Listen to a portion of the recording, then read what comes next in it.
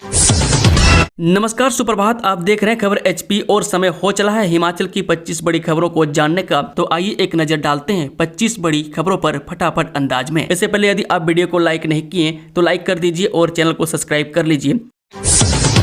घरेलू उपभोक्ताओं को हर महीने मिलती रहेगी 125 यूनिट तक निःशुल्क बिजली, सब्सिडी की नई दरें जारी। हिमाचल प्रदेश में घरेलू उपभोक्ताओं को 125 यूनिट तक हर महीने निःशुल्क बिजली मिलती रहेगी। प्रदेश सरकार ने बिजली की कम खपत करने वाले घरेलू उपभोक्ताओं को मिलने वाली मुफ्त सप्लाई की अटकलों पर विराम लगा दिया। सरकार ने 22 लाख घरेलू उपभोक्ताओं को सब्सिडी की नई दरें जारी कर दी है। बता दें कि राज्य विद्युत विनियामक आयोग के 15 पैसे प्रति यूनिट दाम घटाने पर सरकार ने इसी तर्ज पर सब्सिडी राशि भी कम कर दी है। ऐसे में साल 2024-25 की तर्ज पर ही दरें लागू रहेंगी। धर्मशाला में आईपीएल मैचों के दौरान सख्त निगरानी, 30 से अधिक वस्तुएं रहेंगी प्रतिबंधित, ये रही लिस्ट। जो आईपीएल के 3 मैचों के लिए अंतर्राष्ट्रीय स्टेडियम धर्मशाला में कड़ी सुरक्षा व्यवस्था रहेगी। मैं 4, 8 और 11 मई को होने वाले मैचों के दौरान दर्शकों को कड़े नियमों का पालन करना होगा। मैं पुलिस प्रशासन की ओर से स्पष्ट निर्देश दिए गए हैं कि स्टेडियम में प्रवेश के समय 30 से अधिक वस्तुएं प्रतिबंधित रहेगी। मैं कौन कौन सी वस्तुएं स्टेडियम में नहीं ले जा सकते हैं, इसके बारे में टिकट पर ही दर्शकों को जानकारी उपलब्ध करवाई गई है। मैं एचपीसीए के सचिव अवनीश परमार ने बताया कि बीसीसीआई की ओर से स्टेडियम के अंदर कुछ चीजें ले जाने पर प्रतिबंध लगाया गया। प्रतिबंधित वस्तुओं के साथ दर्शक स्टेडियम में प्रवेश नहीं कर सकेंगे। चूड़धार यात्रा के दौरान चंडीगढ़ और पंजाब के युवक युवती लापता, दोनों किए गए रेस्क्यू। हिमाचल प्रदेश के प्रसिद्ध धार्मिक स्थल चूड़धार की दुर्गम यात्रा के दौरान चंडीगढ़ और पंजाब के युवक युवती मंगलवार को लापता हो गए। मामला संज्ञान में आने के बाद अफरा तफरी मच गई। रास्ता भटके दोनों पर्यटकों को पुलिस और स्थानीय लोगों की सूझबूझ व तत्परता से सुरक्षित रेस्क्यू कर लिया गया है। स्थानीय पर्यटन सर्किटों पर half on half of luxury bus सेवाएं शुरू होंगी, मुख्यमंत्री ने दिए निर्देश। राज्य सरकार के ठोस प्रयासों के परिणाम स्वरूप हिमाचल प्रदेश पर्यटन विकास निगम ने पहली बार 100 करोड़ रुपए से अधिक का टर्नओवर अर्जित किया है। मुख्यमंत्री सुखविंदर सुक्खू ने बुधवार को एचपीटीडीसी और पर्यटन विकास विभाग की बैठक की अध्यक्षता करते हुए यह जानकारी दी। उन्होंने कहा कि पूर्व भाजपा सरकार के कार्यकाल में निगम के 78 करोड़ रुपए के वार्षिक लाभ की तुलना में वर्तमान राज्य सरकार ने प्राकृतिक आपदा जैसी चुनौतियों का सामना करने के बावजूद 107 करोड़ रुपए का लाभ हासिल किया। उन्होंने अधिकारियों को निगम की ओर से प्रदान की जाने वाली सेवाओं में और अधिक सुधार लाने समेत उपयोग में नहीं ली जा रही निगम की संपत्तियों को संचालन व मरम्मत आधार पर निजी क्षेत्र में लीज पर देने की संभावनाएं तलाशने के निर्देश दिए। सीएम सुक्खू बोले, अभी बंद नहीं करेंगे कम्यूटेशन, कैबिनेट में चर्चा के बाद होगा फैसला। हिमाचल प्रदेश के मुख्यमंत्री सुखविंदर सिंह सुक्खू ने कहा कि अप्रैल महीने में रिटायर होने वाले सरकारी कर्मचारियों और अधिकारियों की कम्यूटेशन नहीं रोकी जाएगी। उन्होंने कहा कि आज 1500 कर्मचारी सेवानिवृत्त हो रहे हैं, मैं सभी को कम्यूटेशन का लाभ मिलेगा, लेकिन भविष्य में कर्मचारी को कम्यूटेशन देनी है या नहीं, इस पर कैबिनेट बैठक में विचार विमर्श किया जाएगा। वह सीएम ने कहा कि कम्यूटेशन के मामले पर कैबिनेट सब कमेटी की बैठक हुई है। वह कमेटी ने कुछ सिफारिशें की है, जिसमें सरकारी कर्मचारी को 40% पेंशन एडवांस पर भी विचार करने की बात कही गई। बता दें कि सब कमेटी ने कर्मचारी को सेवानिवृत्ति के बाद मिलने वाली कम्यूटेशन को बंद करने की सिफारिश की है। अब कैबिनेट में इस पर चर्चा होगी। वह सेवानिवृत्ति आयु बढ़ाने या न बढ़ाने को लेकर भी कैबिनेट में चर्चा होगी। आईडीएस योजना बंद, उद्यमियों का करोड़ों रुपए का अनुदान अटका। केंद्र सरकार की इंडस्ट्रियल डेवलपमेंट स्कीम के अचानक बंद होने से हिमाचल प्रदेश व उत्तराखंड के 1500 उद्योगों को अनुदान नहीं मिल पाया। योजना के तहत उद्यमियों ने पोर्टल पर पंजीकरण तो करवा लिया, लेकिन योजना के तहत अभी अनुदान नहीं मिला है। दरअसल केंद्र सरकार ने साल 2017 में हिमाचल व उत्तराखंड में उद्योगों के विकास के लिए आईडीएस योजना शुरू की थी। इस योजना के तहत अगर कोई उद्यमी 100 करोड़ रुपये तक निवेश करता है तो उसे 30% अनुदान मिलता है। इस योजना में हिमाचल में 975 व उत्तराखंड में 525 उद्योगपतियों ने ऑनलाइन पोर्टल पर पंजीकरण कर अपने उद्योग स्थापित किए थे। आज से शुरू होगी बीपीएल आवेदनों की वेरिफिकेशन, ऐसे तैयार होगी सूची। जी, बीपीएल आवेदनों की वेरिफिकेशन 1 मई से शुरू हो जाएगी। प्रदेश में इस बार नए मापदंडों के आधार पर बीपीएल परिवारों की सूची तैयार की जाएगी। इसके लिए पंचायतों में 30 अप्रैल तक आवेदन जमा करने की आखिरी तारीख की गई थी। निर्धारित अवधि तक प्राप्त हुए आवेदनों को सूची तैयार की जाएगी। इसके बाद अब वेरिफिकेशन कमेटी बीपीएल सूची में नाम शामिल करने के लिए प्राप्त हुए आवेदनों का सर्वे करेगी। इसके लिए 3 सदस्यीय वेरिफिकेशन कमेटी 1 मई से घर घर जाकर आवेदनों की जाँच करेगी। इस दौरान अगर कोई भी आवेदन तय मापदंडों पर खरा नहीं पाया जाता या फिर गलत जानकारी दिए जाने पर वेरिफिकेशन कमेटी अपने स्तर पर आवेदनों को रिजेक्ट कर सकती है। मापदंडों में सही पाए जाने वाले आवेदनों की सिफारिशों को ग्राम सभा की बैठक में रखा जाएगा। बीपीएल परिवारों के चयन के लिए होने वाली ग्राम सभा की पूरी कार्यवाही की वीडियोग्राफी होगी और इसकी व्यवस्था संबंधित पंचायत सचिव की तरफ से पंचायत समिति में उपलब्ध धन के तहत करनी होगी, जिसका रिकॉर्ड सुरक्षित रखा जाएगा। इसके लिए वीडियो को ग्राम सभा की बैठक आयोजित होने से पहले इस व्यवस्था को लागू करना होगा। इसी तरह से ग्राम सभा में कानून व्यवस्था भंग होने की आशंका को देखते हुए संबंधित एसडीएम सार्वजनिक व्यवस्था बनाए रखने के लिए पुलिस की सहायता भी प्रदान करेंगे। जाति जनगणना कराएगी सरकार, कैबिनेट बैठक में बड़ा फैसला।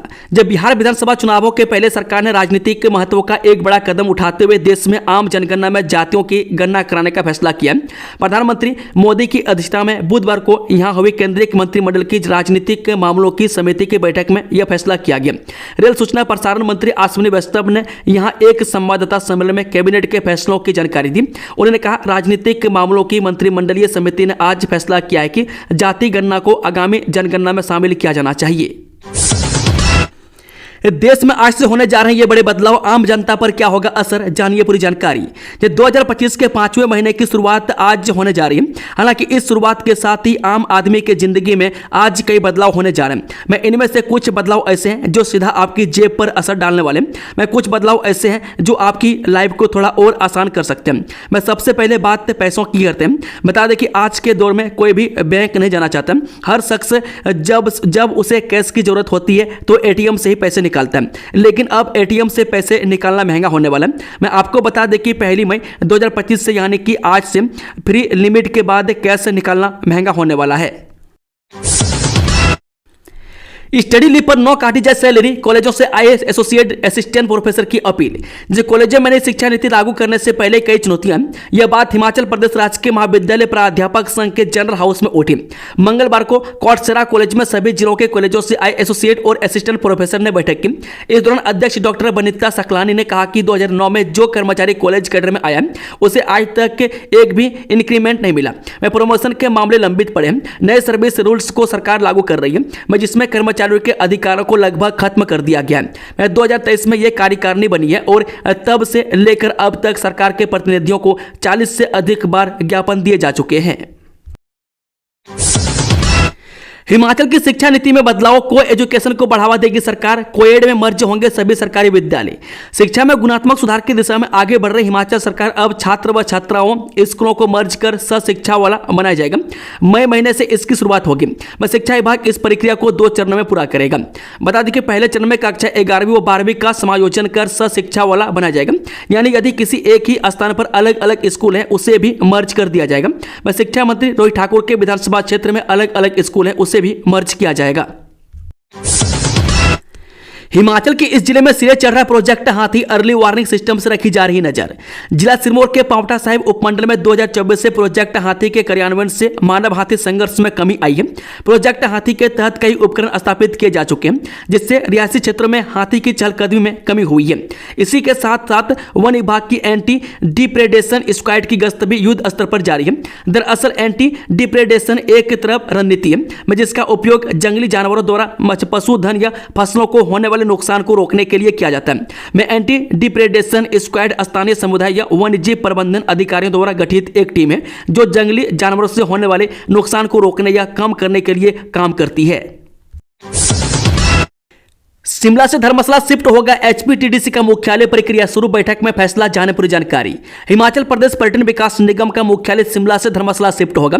बुधवार को निगम के निदेशक मंडल की बैठक में यह निर्णय लिया गया है। बैठक के बाद निगम के अध्यक्ष रघुवीर सिंह बाली ने पत्रकार वार्ता में बताया कि बुधवार से ही मुख्यालय को कांगड़ा शिफ्ट करने की प्रक्रिया शुरू हो गई है।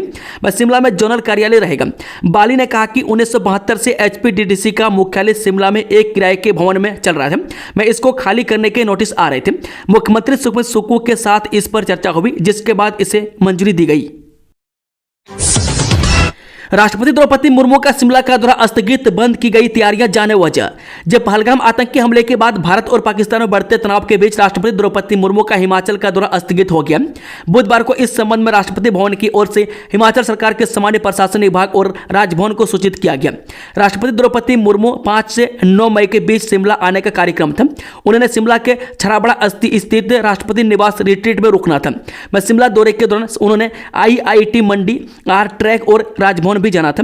मैं दौरा स्थगित होने की सूचना मिलते ही तैयारियां भी रोक दी गई। बताया जा रहा है कि पहलगाम में आतंकी हमले के बाद भारत और पाकिस्तान में तनाव के चलते दौरा स्थगित किया गया है। हिमाचल में 6 दिन बारिश के आसार, अंधड़ का भी अलर्ट, शिमला में छाए बादल। हिमाचल प्रदेश में लगातार 6 दिन बारिश के आसार हैं। वहीं ऊंची चोटियों पर हल्की बर्फबारी का पूर्वानुमान है। वहीं कई भागों में अंधड़ चलने का भी अलर्ट जारी किया गया। वहीं पश्चिमी विक्षोभ की सक्रियता से राज्य में मौसम बिगड़ने के आसार हैं। बता दें कि आज राजधानी शिमला में भी आसमान में हल्के बादल छाए हुए हैं। मौसम विज्ञान केंद्र शिमला के अनुसार प्रदेश में अगले 6 दिनों मौसम खराब रहने का पूर्वानुमान है। मैं आज चंबा, कांगड़ा व शिमला अलग अलग स्थानों पर हल्की बारिश हो सकती है। मैं 1 से 3 मई के दौरान मध्य पहाड़ियों और निचले पहाड़ी मैदानी कुछ हिस्सों में और ऊंची पहाड़ियों पर अलग अलग स्थानों पर हल्की से मध्यम बारिश की संभावना है। मैं जबकि 4 मई को हल्की से मध्यम बारिश की संभावना है। मैं 5 व 6 मई को भी कई भागों में हल्की से मध्यम बारिश की पूर्वानुमान है। कुत्तों ने बच्चे को किया लहूलुहान, मेयर दफ्तर के बाहर धरना, सदन में महापौर और कांग्रेस पार्षद में बहस। राजधानी में बुधवार को स्कूली बच्चे पर हुए लावारिस कुत्तों के हमले पर खूब बवाल हुआ। मैं कुत्ते के हमले में लहूलुहान हुए बेटे को पहले पिता ने IGMC अस्पताल पहुंचाकर भर्ती करवाया, फिर खुद दोपहर 12 बजे महापौर दफ्तर के बाहर धरने पर बैठ गए। वहीं दोपहर 3 बजे से शुरू हुए नगर निगम सदन में भी पार्षदों ने इस मामले पर हंगामा कर दिया। मैं सदन शुरू होते ही कांग्रेस और भाजपा के कई पार्षद अपनी सीट पर खड़े हो गए और इस पर जवाब मांगने लगे। मैं पार्षद कमलेश मेहता, निशा ठाकुर, विशाखा मोदी, आशा शर्मा, मैं सिमी नंदा और वीरेंद्र ठाकुर ने पूछा कि कुत्तों के आतंक से कब राहत मिलेगी। मैं नगर निगम इतना लापरवाह है कि कुत्तों को भी नहीं पकड़ रहा। मैं आखिर इनकी नसबंदी के लिए डॉक्टर कब आएगा। मेयर सुरेंद्र चौहान और आयुक्त भूपेंद्र अत्री ने कहा कि नियमों के अनुसार ही हम कार्रवाई कर सकते हैं। जयराम ठाकुर ने पहलगाम हमले पर कांग्रेस के बयान को दुखद बताया, सीएम सुक्खू ने किया पलटवार। जनता प्रतिपक्ष एवं पूर्व मुख्यमंत्री जयराम ठाकुर ने कहा कि पहलगाम आतंकी हमले पर कांग्रेस नेताओं के बयान दुखद है। ऐसा लगता है कि कांग्रेस पाकिस्तान के पक्ष में है। मैं बुधवार को शिमला में आयोजित पत्रकार वार्ता में जयराम ने कहा कि सोशल मीडिया पर गलत टिप्पणियां की जा रही है। मैं सर्वदलीय बैठक में कांग्रेस नेताओं को पूरी जानकारी दी गई, मैं फिर भी गलत बयान दिए जा रहे हैं। मैं कहा कि कांग्रेस नेता को ऐसी बयानबाजी से बाज आना चाहिए। मैं जयराम ने मंत्री जगत सिंह नेगी और धनराम सांडल का नाम लिए बिना उन पर निशाना साधा। कहा कि प्रदेश के 2 मंत्री ऐसे हैं जो किसी की नहीं सुनते। मैं देश की भावनाओं के खिलाफ, सेना के खिलाफ बयान दिए जा रहे हैं। कबड्डी प्रतियोगिता में हिमाचल बना चैंपियन, महिला और पुरुष टीमों ने दर्ज की जीत।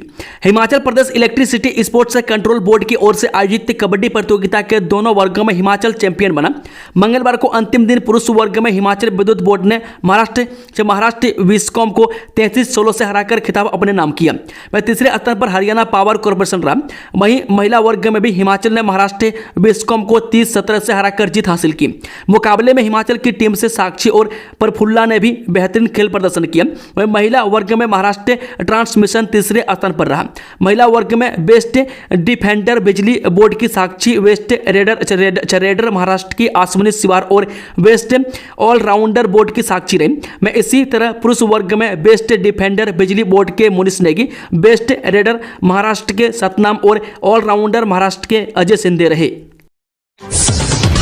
कांग्रेस संगठन का 5 महीने बाद भी नहीं हुआ फैसला, भंग होने के बाद प्रतिभा अकेली पदाधिकारी। जब भंग होने के 5 महीने बाद भी नए हिमाचल प्रदेश कांग्रेस संगठन पर फैसला नहीं हो पा रहा है।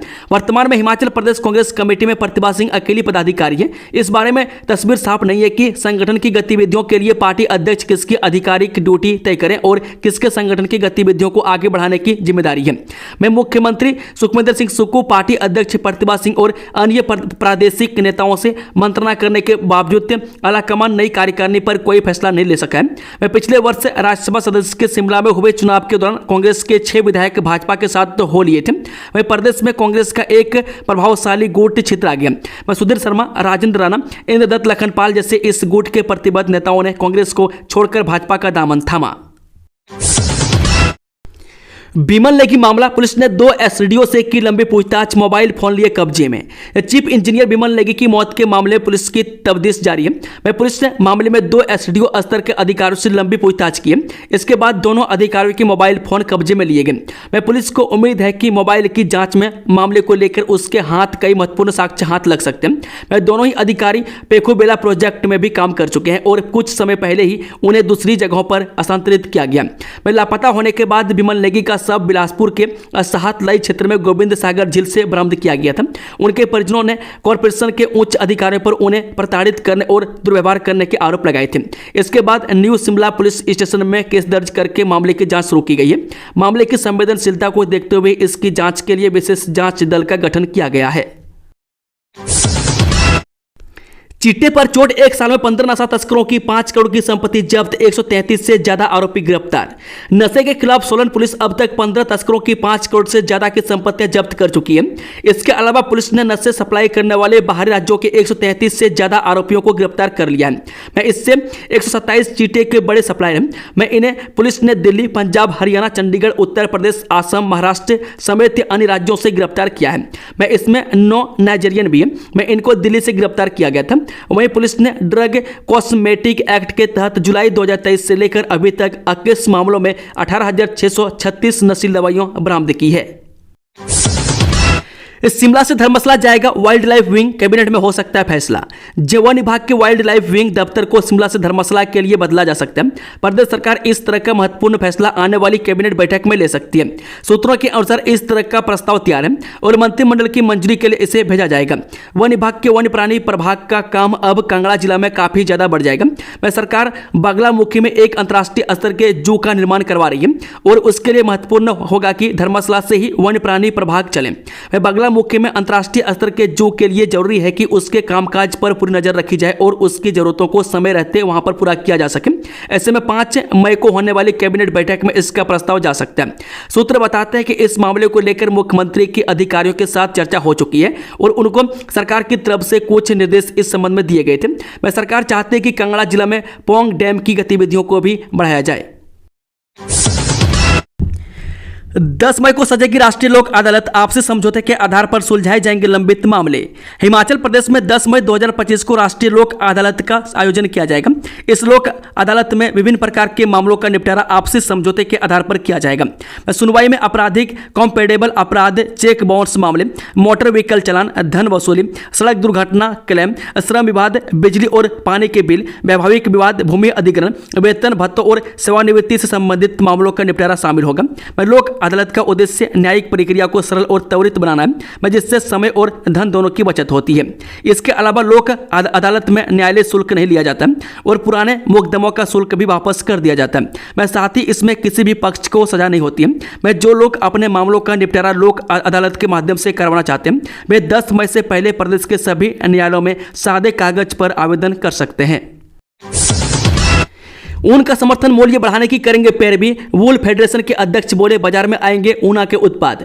जी हां, वूल फेडरेशन के नवनियुक्त अध्यक्ष मनोज कुमार ने मंगलवार को धर्मशाला में उन्हें भेड़ पालकों के संरक्षण का जिम्मा देने के लिए उन्होंने सीएम सुक्खू व कांग्रेस नेतृत्व का आभार जताया। मनोज कुमार ने कहा कि गद्दी समुदाय के लोग पूर्व में हजारों लाखों की तादाद में भेड़ बकरियां पालते थे, पर अब कई समस्याओं से जूझ रहे हैं, जिनका अब सरकार के सहयोग से हल निकाला जाएगा। उन्होंने कहा कि गद्दी समुदाय का भेड़ पालन व्यवसाय संस्कृति से जुड़ा हुआ है। कांग्रेस नेता ने कहा कि जिला कांगड़ा में कांग्रेस के इतिहास में पहली बार गद्दी समुदाय के किसी व्यक्ति को अधिमान दिया गया।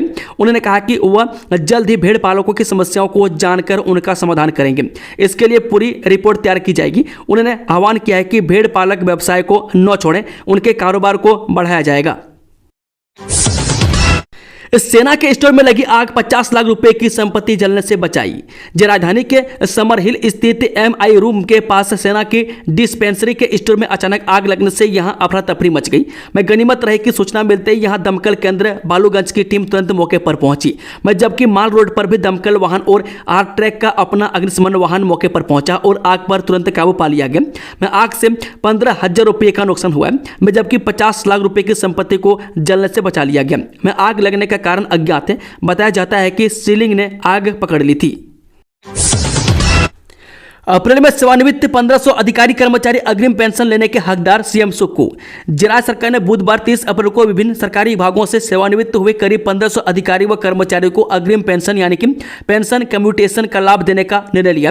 मुख्यमंत्री सुक्कू के पास इस मामले की फाइल पहुंची थी, जिसके बाद यह निर्णय लिया गया। उन्होंने पत्रकारों से अनौपचारिक बातचीत में कहा कि वह खुद सरकारी कर्मचारी के बेटे हैं, ऐसे में वह जानते हैं कि पेंशन कम्यूटेशन करना कितना महत्वपूर्ण है। मैं सरकारी कर्मचारी के पास अक्सर अपने कार्यकाल के दौरान कुछ नहीं बचता, ऐसे में उसके पास पेंशन कम्यूटेशन का विकल्प रहता है, मैं ताकि वह अपनी शेष जिंदगी को आसानी से गुजारने के लिए नया घर बनाने के अलावा अन्य जगह धन खर्च कर सके।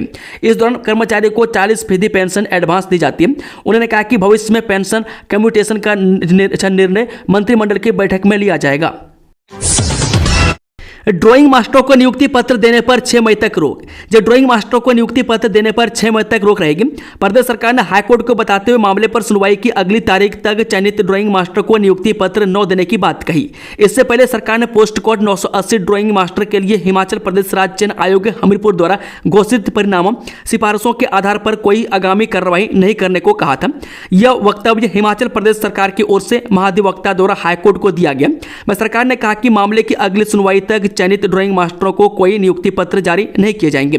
न्यायाधीश ज्योत्सना रुवाल दुआ ने सरकार के अनुरोध पर मामले की सुनवाई 6 मई को निर्धारित की है। प्रार्थी जितेंद्र वर्मा व अन्य द्वारा दायर याचिकाओं में हाईकोर्ट ने प्रदेश सरकार सहित राज्य चयन आयोग और विधि सचिव को नोटिस जारी किया है।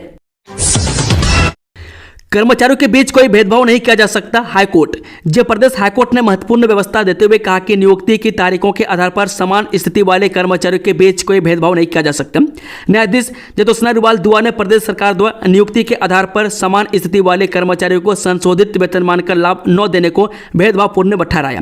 कोर्ट ने कहा कि 3 जनवरी 2022 और 6 सितंबर 2022 की अधिसूचनाओं के तहत स्वीकार्य वित्तीय लाभ प्रदान करने के उद्देश्य से याचिकाकर्ताओं को उनके अपने बैचमेट्स और जूनियर से अलग करने की कार्रवाई को स्वीकार नहीं किया जा सकता है।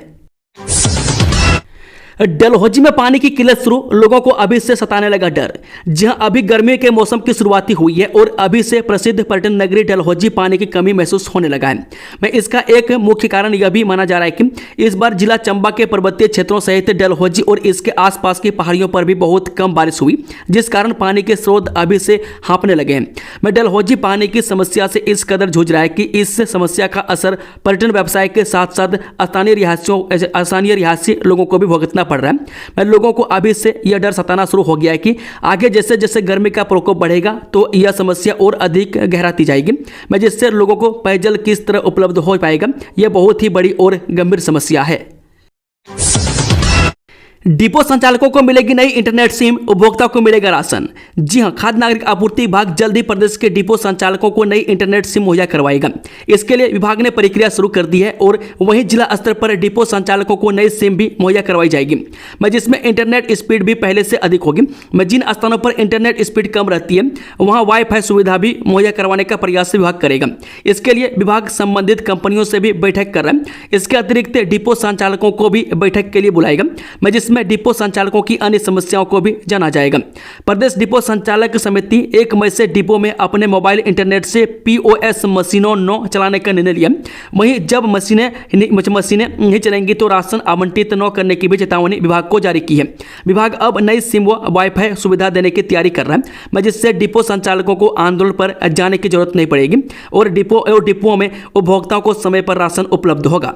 दोस्तों, खबरों का सिलसिला समाप्त होता है कि जानकारी पसंद आई हो तो वीडियो को लाइक, शेयर, चैनल को सब्सक्राइब जरूर से जरूर कर लें और कमेंट बॉक्स में अपना फीडबैक जरूर दें। Thank you, all the best. जय हिंद, जय हिमाचल।